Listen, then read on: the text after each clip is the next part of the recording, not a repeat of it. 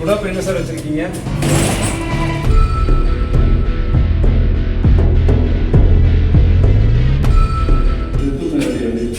யாருங்க கடற்கரை யாரு?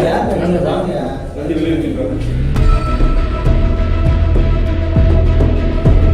இதான் செயற்கையாக பழுக்க வைக்கிறது.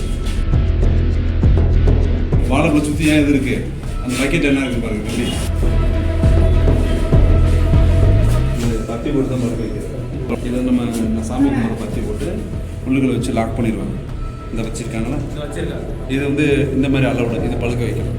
இது நாளைக்கு உன் பொண்ணு பசங்க சாப்பிட்டா நீ ஏற்றுக்குவியாமா? அப்போ நம்ம தெரியுதுல, ஐயோ நம்ம பிள்ளை மட்டும் நல்லா இருக்குன்னு நம்ம செல்ஃபிஷாக இருக்கக்கூடாது. செந்தில் இறைவன் பார்த்துட்டே இருக்காரு. பார்த்துக்குங்க. திரும்ப திரும்ப சொல்கிறேன், நீங்கள் எக்ஸைஸ் சொல்லி அடிச்சுருக்கீங்க. நான் ஃபேமிலி அனுப்பி கேஸ் ஆச்சுன்னா அன்னைக்கு நீங்கள் கதர்னா என்னால் காப்பாற்ற முடியாது.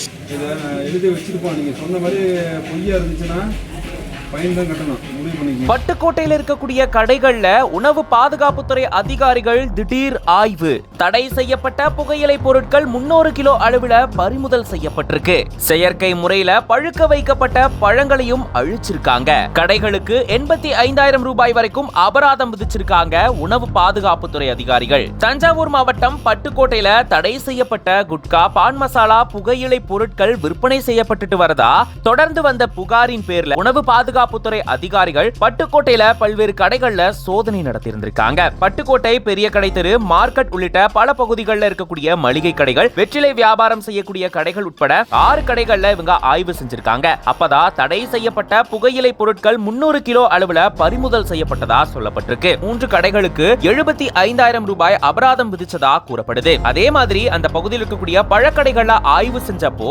செயற்கை முறையில பழங்கள் அவங்க பழுக்க வைக்கப்பட்டிருந்ததா சொல்லப்படுது. 10 வாழைத்தார்களை அதிகாரிகள் பறிமுதல் செஞ்சு அழிச்சிருக்காங்க. இதை தொடர்ந்து பழக்கடைகளுக்கு ரூபாய் 10,000 அபராதம் விதிச்சு உணவு பாதுகாப்புத்துறை அதிகாரிகள் அதிரடி காட்டியிருக்காங்க. இப்படி திடீர் ஆய்வால பட்டுக்கோட்டை பகுதியில பெரும் பரபரப்பு சூழல் ஏற்பட்டிருந்திருக்கு.